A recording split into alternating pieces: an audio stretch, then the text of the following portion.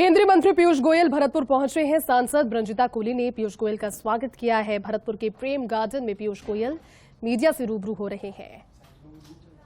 चाहे वो 4 करोड़ के लगभग हमारे परिवारों को, और 4 करोड़ परिवार गरीब परिवार यानी 20 करोड़ गरीबों को मुफ्त में प्रधानमंत्री आवास योजना के तहत एक घर की बात हो, चाहे वो 60 करोड़ भारतवासियों को प्रधानमंत्री आयुष्मान भारत योजना के तहत मुफ्त में स्वास्थ्य सेवा की बात हो, चाहे वो हर घर तक मुफ्त में एक इज्जत घर, एक शौचालय पहुंचाने की बात हो, जिसने हमारी माता बहनें बहुओं की इज्जत को एक प्रकार से सुरक्षित रखा। वो जो बहुत ही मैं समझता हूं शर्मिंदगी होती थी हम सबको कि देश की आधी जनसंख्या के पास एक शौचालय तक नहीं था, उसको पूरी तरीके से पूरा किया। 3.5 करोड़ घरों तक जहां आजादी के बाद कभी बिजली नहीं पहुंची थी, वहां बिजली की व्यवस्था कराई, बिजली का कनेक्शन मुफ्त में दिलवाया। अब एक ज्वलंत समस्या जो वर्षों से चल रही थी, उस पे पूरी जोश से काम चल रहा है। हर घर नल से जल का, जिससे 2014 तक जहां देश में मात्र 3 करोड़ घर तक नल से जल पहुंचता था, अब वो संख्या बढ़कर लगभग 12 करोड़ हो गई। यानी इतने कम समय में 9 करोड़ अधिक घरों तक नल से जल पहुंचाया गया है। और आगे आने वाले 2-2.5 साल में हर घर तक बिना भेदभाव के नल से जल भी पहुंचेगा। देश के कोने कोने तक डिजिटल कनेक्टिविटी पहुंची है।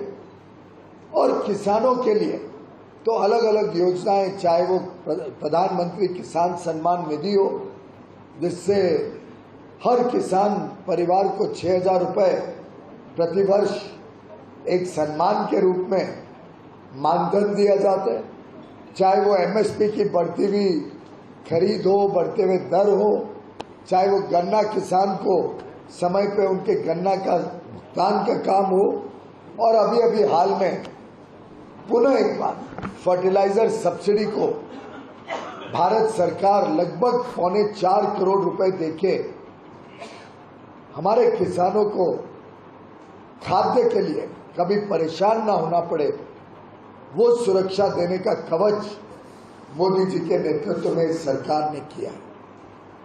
मैं समझता हूं भारतीय जनता पार्टी की सरकार के कार्य हमारी पहचान है, और उसके सामने आज सभी विपक्षी दल परेशान से नजर आते हैं।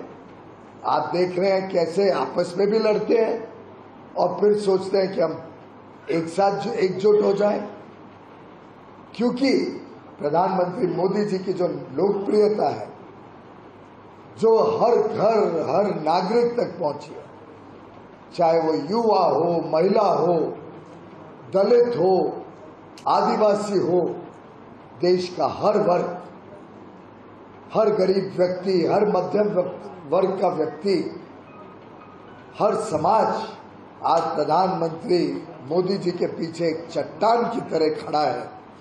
उसके सामने विपक्ष की जो जातिवाद, परिवारवाद और भ्रष्टाचार की राजनीति है, मैं समझता हूं जनता उसको कदापि स्वीकार नहीं करेगी। खास तौर पे जिस प्रकार से राजस्थान में हमने अलग अलग भ्रष्टाचार के कांड देखे सुने, गहलोत सरकार हर मापदंड पे पूरी तरीके से फेल हो चुकी है। एक भ्रष्ट सरकार है, विकास हुआ नहीं राजस्थान का 4.5 वर्षों में। घोटालों की खबरें रोज अखबारों में आती है। एक अस्थिर और अक्षम सरकार, पूरी तरीके से फेल सरकार, गहलोत सरकार का पहचान हम सब ने देखी है।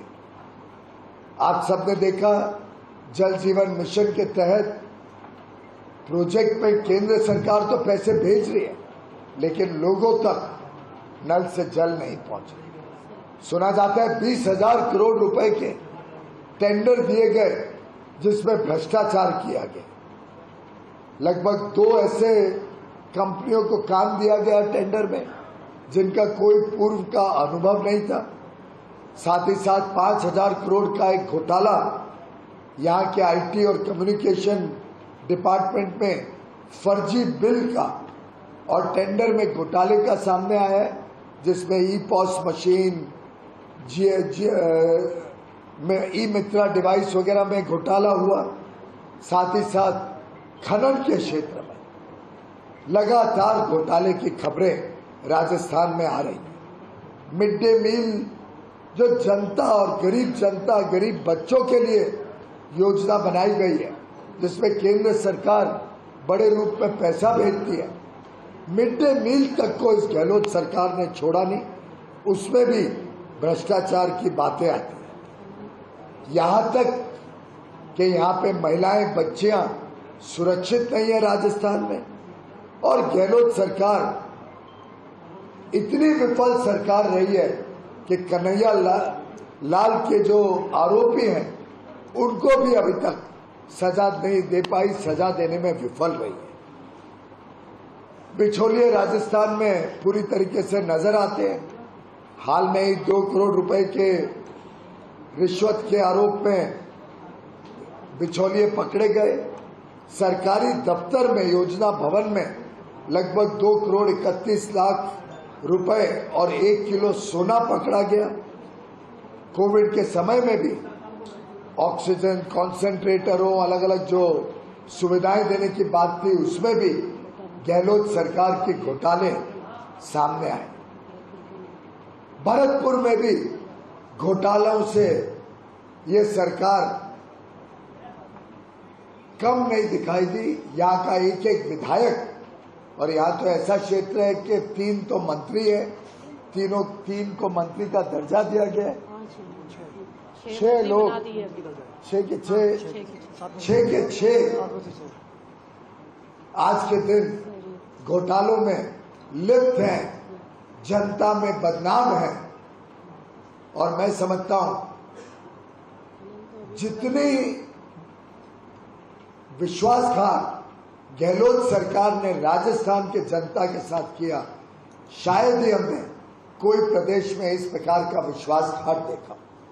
मैं घोषणा पत्र देख रहा था राजस्थान सरकार का, जितनी मैनिफेस्टो में बातें रखी थी, जिसके विश्वास करते हुए जनता ने उनको 2018 में सरकार बनाने का मौका दिया, मैं समझता हूं वो सभी मापदंड पर गहलोत सरकार फेल हो गई है।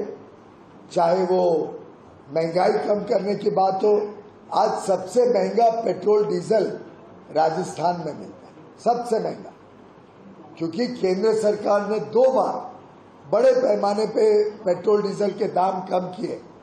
देश के भारतीय जनता पार्टी और एनडीए की अलग अलग सरकारों ने वो राहत जनता को दी और अधिक वैट कम किया, लेकिन राजस्थान सरकार लगभग किसी प्रकार की राहत देना नहीं चाहती थी। उन्होंने 1 रुपया भी पेट्रोल और वैट में ना कम करके जनता के साथ विश्वासघात किया। अभी भी बड़े बड़े वादे कर रहे हैं, लेकिन वो वादे सिर्फ पंजीकरण कर रहे हैं, जनता को वादों का लाभ नहीं मिल रहा है।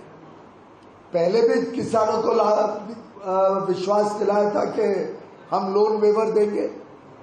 मैं पूरे राजस्थान में कई अलग अलग इलाकों में गया, अलवर में किसानों को मिला, ग्रामीण जयपुर इलाके में किसानों को मिला। कोई किसान नहीं मिला जिसने कहा कि मुझे ऋण माफी मिली हो, ऋण माफी का लाभ मिला। पेपर लीक तो यहाँ ऐसे होते हैं सरेआम रोज, जिससे विद्यार्थियों का जीवन तबाह हो। मैं समझता हूं राजस्थान की जनता त्रस्त है, इस बेईमान, इस भ्रष्ट सरकार को निकालने के लिए आतुर है। और प्रदेश की जनता ने मन बना लिया कि जल्द से जल्द आने वाले विधानसभा चुनाव में सरकार को घर बिठाएगी, गहलोत जी को वापस भेजेगी और एक ईमानदार जनता की सेवा करने वाली भारतीय जनता पार्टी की सरकार जो इस प्रदेश को भ्रष्टाचार मुक्त बनाए, जो इस प्रदेश को तेज गति से विकास